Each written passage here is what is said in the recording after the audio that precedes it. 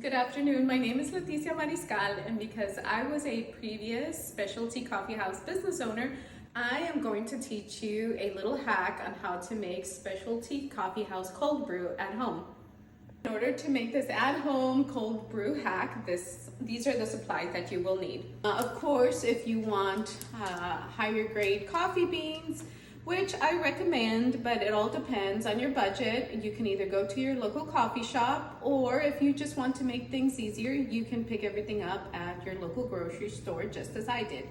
So we're going to start off with a cheesecloth, and I use this cheesecloth as a filter for my coffee grounds. These are the coffee grounds that I picked up at my grocery store. And what you want to do is you want to grind the beans yourself, and you want to grind them at the coarsest level. That is very important when making cold brew. So in order to create the filter, what I did is I just grabbed one of my measuring cups. I put the cheesecloth over the measuring cup and I pushed it inward, inserted it, and then I poured the coffee grinds into it.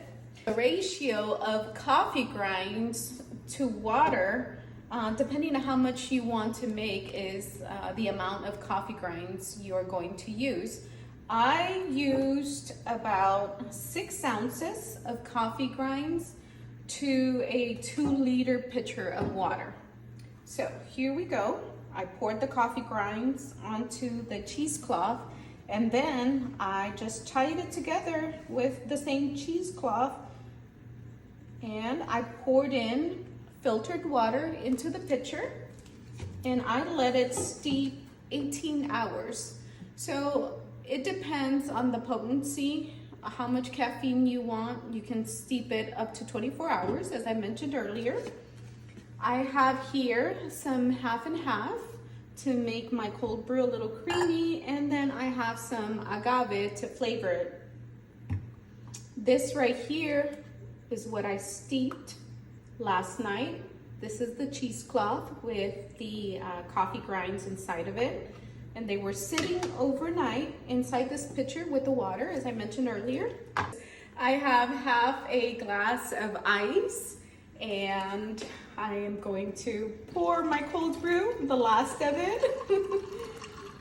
So I'm hoping I can get this last part of the video right.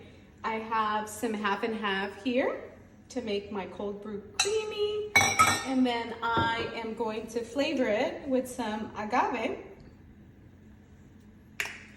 And we have our delicious homemade cold brew for this hot weather here in Texas. Cheers.